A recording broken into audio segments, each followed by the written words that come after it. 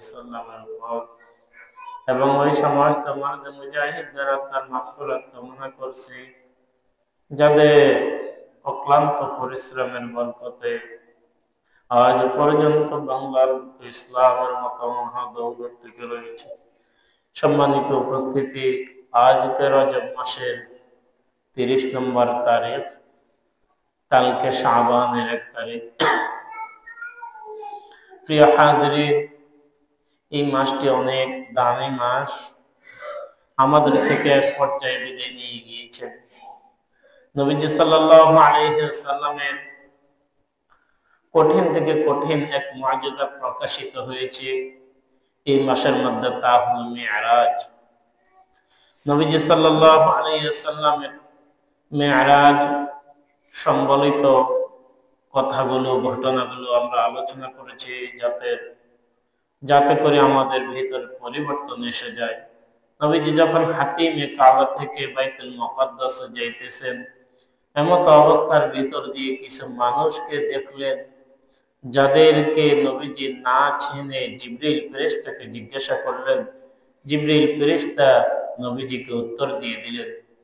নবীজি কিছু সম্প্রদায়কে দেখলো তাদের হাতের নখগুলো তামার নখ, তারা তাদের নখ দ্বারা চোয়ালের উপরে চিমটি মারছে এবং বুকের মধ্যে চিমটি মারছে, রক্তাক্ত করে ফেলতেছে। জিবরিল ফেরেশতাকে নবীজি জিজ্ঞাসা করলেন, ভাই জিবরিল, মান হাউলাই ইয়া জিবরিল, এরা কারা? তখন জিবরিল ফেরেশতা বললেন, এরা হলো ওই সমস্ত ব্যক্তি যারা নাকি গীবতকারী, অপরের সমালোচনা করে, এমন একটি বিষয় নিয়ে যে বিষয়টি তার ভিতরে রয়েছে তার পিছনে বলে, যদি তার ভিতরে না থাকে তার পিছনে বানাইয়া বলে, সেটা হবে তহমত, যেটাকে আমরা বলি বহতান। গীবতকারী অনেক সময় দেখা যায় অন্যের পিছনে সমালোচনা করতে পেরে নিজেকে অনেক ধন্য মনে করে, বুকটা ফুলে যায়, কেমন হাসি মারে। কিন্তু আসলে কোরআন হাদিসের বিন্দু পরিমাণে যদি জ্ঞান থাকতো, কখনো এই ধারণা করতো না যে আল্লাহ রাসূল হাদিসের মধ্যে বলেন যে নাকি এই সমস্ত দোষী তাদের সকল নেকগুলো যার ব্যাপারে গীবত করা হয় তার আমল নামায় চলে যায়। ইমাম আযম আবু হানিফা রাহমাতুল্লাহি আলাইহি বলেন, আমি যখন থেকে শুনতে পেরেছি গীবত করা হারাম, তখন থেকে আমি গীবত করা ছেড়ে দিয়েছি। তিনি এই তরিকাও বাতিয়ে দিয়েছেন, যদি তোমাদের একান্ত পর্যায়ে করা লাগে তাহলে তোমরা মা বাবার গীবত বেশি করবে, কারণ যদি তাদের গীবত করো তোমাদের আমলগুলো তোমাদের ঘরের ভিতরেই থাকলো, তোমার মা বাবার আমল নামায় তোমার সওয়াবগুলো চলে গেল, সমস্যা নেই। ইমামে আল্লাহু আকবার, ইমাম বুখারী রাহমাতুল্লাহি আলাইহি বলেন, মা গিবতু মুযআলিমতু আন্নাল গীবাতা হারাম। আমি যখন থেকে শুনেছি গীবত করা হারাম, তখন থেকে আমি গীবত ছেড়ে দিয়েছি।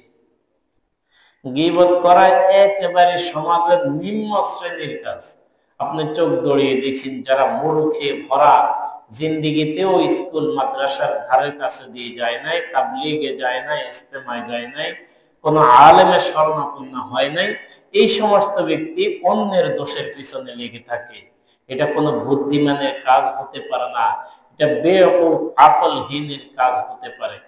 কারণ এত কষ্ট করে আমি হজ করলাম, এত কষ্ট করে আমি ঠান্ডার ভিতরে ওযু করলাম, এত কষ্ট করে তেলাওয়াত করলাম, আমি অন্যের গীবত করলাম আর আমার আমলগুলো তার আমল নামায় চলে গেল।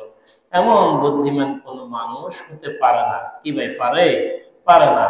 এজন্য প্রিয় হাজরিন, নবীজি সাল্লাল্লাহু আলাইহি সাল্লাম আরো কিছু সম্প্রদায়কে দেখলো, তাদের সামনে একটি পাত্রের ভিতরে কিছু কাঁসা গোশত রয়েছে, আবার অপর পাত্রের ভিতরে রয়েছে রান্না করা গোশত।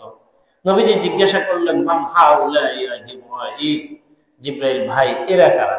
তখন নবীজি বললেন, এরা হলো, তখন জিবরিল বললেন, এরা হলো ওই সমস্ত ব্যক্তি যারা বেবিচার জিনার সাথে লিপ্ত। প্রিয় হাজরিন, আল্লাহ না করুক আমাদের সমাজে এমন কোন ব্যক্তি নাই যারা এগুলোর সাথে লিপ্ত, তাদের কোনো আমলই কবুল হয় না, একসময় বেঈমান অবস্থায় তারা ইন্তেকাল করে। এজন্য প্রিয় হাজরিন, নবীজি আরো কিছু সম্প্রদায়কে দেখলো, তাদের পেটগুলো মটকার মতো, তাদের পেটের ভিতরে লক্ষ লক্ষ অজগর সাপ কিলবিল কিলবিল করতেছে। নবীজি না যে বুঝে না শুনে, নবীজি বুঝতে না পেরে জিবরিলকে জিজ্ঞাসা করলেন, মান হাউলা ইয়া জিবরাইল। জিবরাইল আলাইহিস সালাতু ওয়াস সালাম বললেন, আকালাতুর রিবা, এরা হলো হাউলাই আকালাতুর রিবা, এরা হলো ওই সমস্ত ব্যক্তি যারা সুদ খায়। একটি সুদী লেনদেনের মধ্যে 5 জন লোক আসামি। কয়জন লোক ভাই? 5 জন লোক আসামি হতে পারে একটি সুদখোরের মধ্যে, সুদী লেনদেনের মধ্যে। যে খাইলো, যে কাহাকে সুদ দিল, অথবা যিনি খাওয়াইল, এবং যিনি মোহরি হইয়া স্ট্যাম্প করলো, এবং তৃতীয় চতুর্থ নম্বর হলো প্রথম সাক্ষী, পঞ্চম নম্বর হলো দ্বিতীয় সাক্ষী। আজকে সুদ মহামারী আকার রূপ ধারণ করেছে। যেমন করোনা ভাইরাস এক সময় ছিল, অনেক মানুষ, সোজা মানুষ, কিন্তু আমরা দেখেছি হঠাৎ করে পড়ে মারা গিয়েছে। এমন আরেকটি ভাইরাস নতুন করে বাংলাদেশে জন্ম নিয়েছে। আল্লাহ পাক এই ভাইরাস থেকেও আমাদেরকে হেফাজত করুক, সবাই বলি আমিন। প্রিয় হাজরিন, এটা এমন এক মারাত্মক রোগ, যদি কোনো ব্যক্তি সুদ খায় তার শাস্তি হাদিস শরীফের প্রমাণ রয়েছে। নবীজি বলেন, এই ব্যক্তি কিয়ামতের ময়দানে পাগল উম্মাদের মতো উঠবে, জিনে ধরা মানুষের মতো উঠবে। আপনারা দেখেছেন কিনা আমি জানি না, আমি সরাসরি দেখেছি। একটা লোককে যখন জিনে ধরে তখন সে কি কয়, কি বলে, মাকে কি বলে, ভাইকে কি বলে, বোনকে কি বলে, তার খবর থাকে না। এই জন্য জিনে ধরা ব্যক্তি উন্মাদ অবস্থায়, পাগল অবস্থায় হাসরের ময়দানে উঠবে, এটা কোনো বুদ্ধিমানের কাজ হতে পারে না।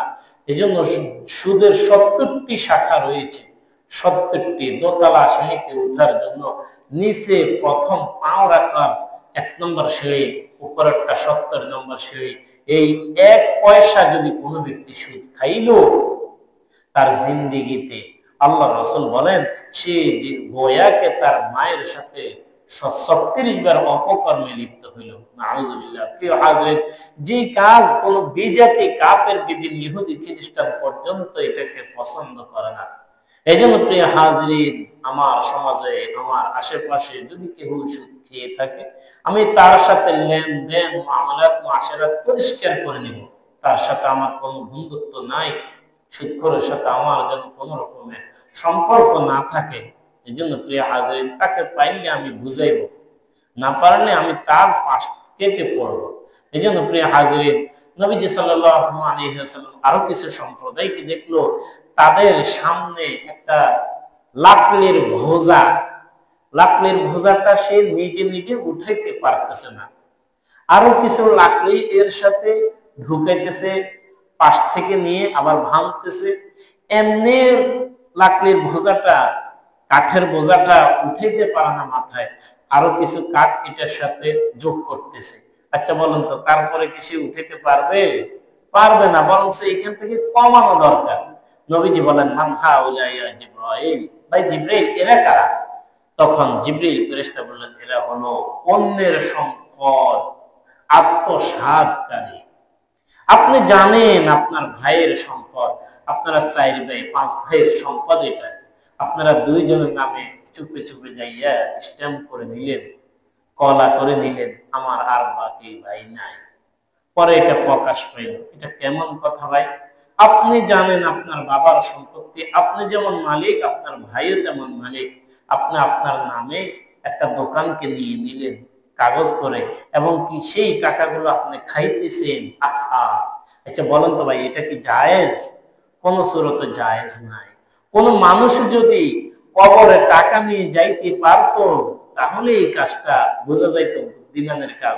সে জমাইতেছে কবরে যাই কদিন শান্তিতে থাকার জন্য, না, অসম্ভব, কশিন কালেও হবে না।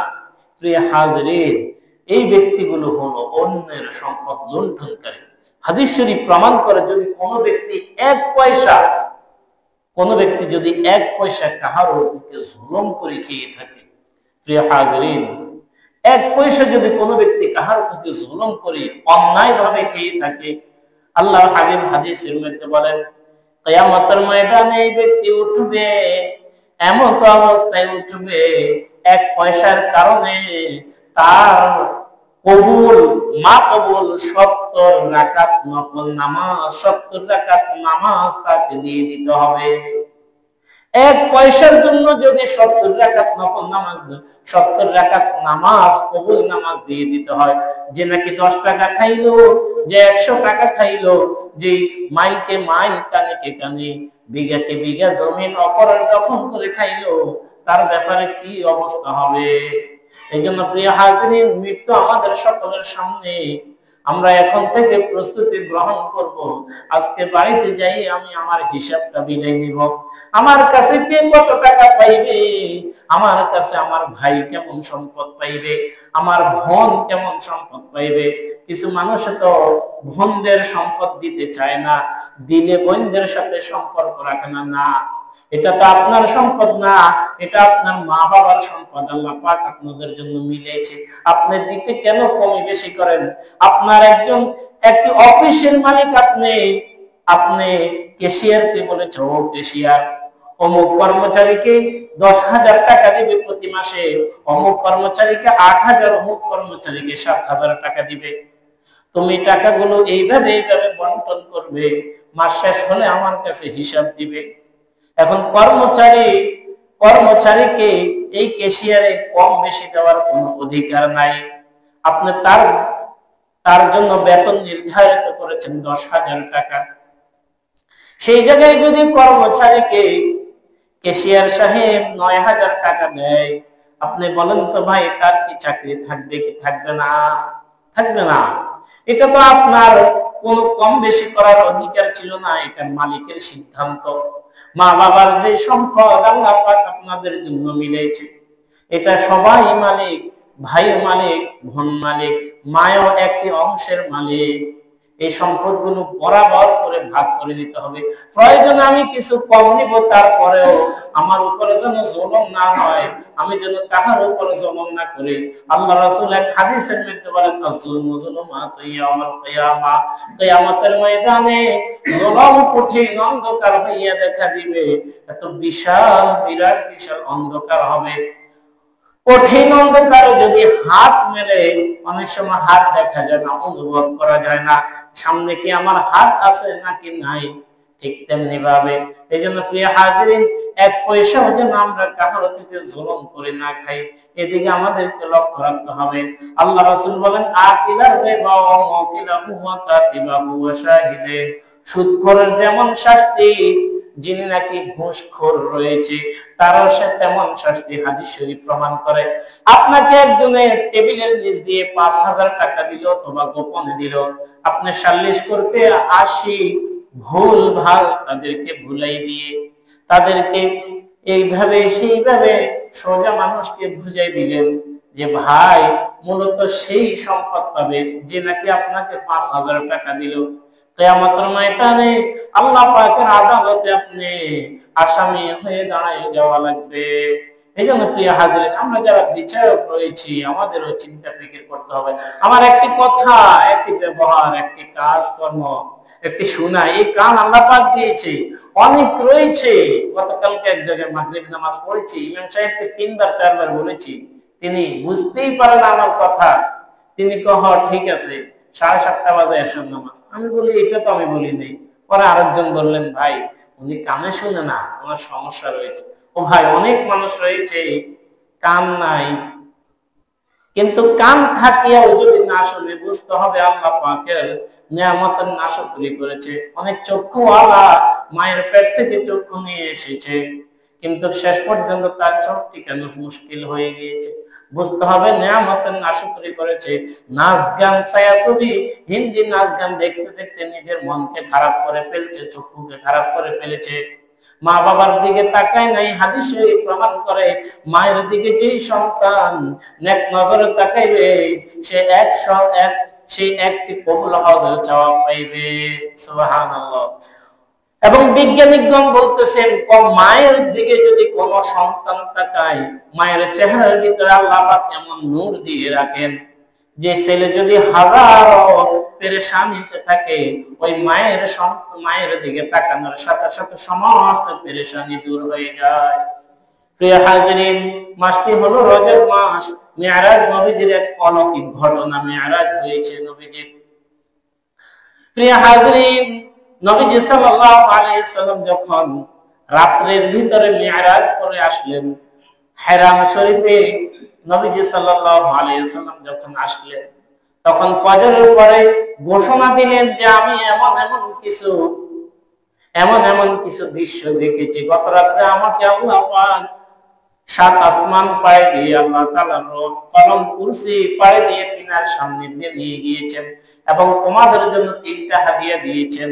এক নম্বর হলো আত-তাহিয়াতু লিল্লাহি ওয়াস সালাওয়াতু ওয়াত তাইয়্যিবাত। দ্বিতীয় নম্বর হাদিয়া হলো সূরা বাকারার শেষ 2 আয়াত, আমানার রাসূলু বিমা উনজিলা ইলাইহি, এই আয়াত থেকে শেষ পর্যন্ত।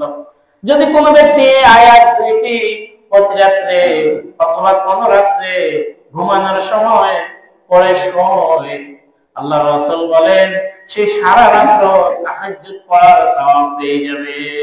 সুবহানাল্লাহ। এবং কি আরো একটি নবীজি একটি হাদিয়া নিয়ে এসেছেন, সেটা হলো হে রাসূল, আপনি আপনার উম্মতকে বলে দিবেন তারা যেন শিরক মুক্ত জীবন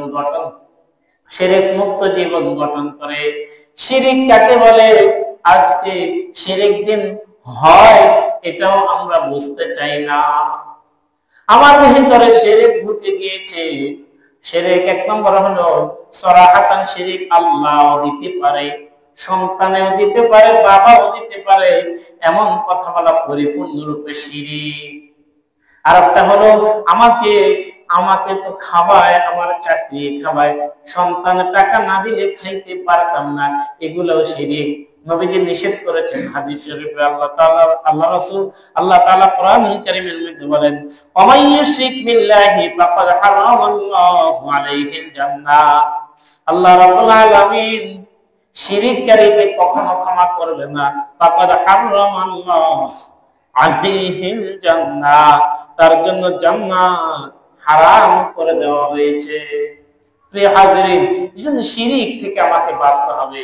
শিরিক কোন কাজ করলে শিরিক হবে, কোন কাজ করলে শিরিক হবে না, সেটাও আমাকে জানতে হবে। নবীজি সাল্লাল্লাহু আলাইহি ওয়াসাল্লাম যখন মসজিদের মধ্যে ঘোষণা দিলেন যে আমি গত রাতে এইভাবে বের এসেছি, তখন আরবের লোক নবীজির শুধু দোষ তালাশ করত, খুঁজে খুঁজে দোষ তালাশ করে। অথচ আল্লাহ তাআলা কোরআনের মধ্যে বলেন যারা নাকি মানুষের খুঁজে খুঁজে দোষ তালাশ করে তাদের উপর আল্লাহ তাআলা লানত, আল্লাহ তাআলার গজব। কিন্তু মক্কার লোক নবীজিকে আসি জিজ্ঞাসা করলো, মুহাম্মদ তুমি নাকি শুনলাম গত রাতে এইভাবে আসমান লোক কলম কুরসি গিয়ে আল্লাহ তাআলার সান্নিধ্যে গিয়ে আবার চলে এসেছো, দোষ খুঁজতেছে। তখন নবীজি বলেন হ্যাঁ গিয়েছি। তখন সে মানলো না। উকবা, সাইবা, আবু জাহেল তারা মানলো না, তারা তো কাফের, তারা মানলো না। তারা আবু বকর রাদিয়াল্লাহু তাআলা আনহুকে পথের মধ্যে পাইলেন মক্কার গলিতে, বলল তোমার কাছে যদি এমন কথা কেউ বলে যে 3 ঘন্টা 4 ঘন্টার ভিতরে সেই লোহ কলম কুরসি 7 আসমান পাড়ি দিয়ে আল্লাহ তাআলার সাথে সান্নিধ্যে গিয়ে আবার রাত্রে ফিরে এসেছে, এটাকে তুমি বিশ্বাস করবে? তখন আবু বকর বলেন এটা কে বলে, এটা কে বলেছে? তখন বললেন তোমার দোস্ত মুহাম্মদ বলেছে।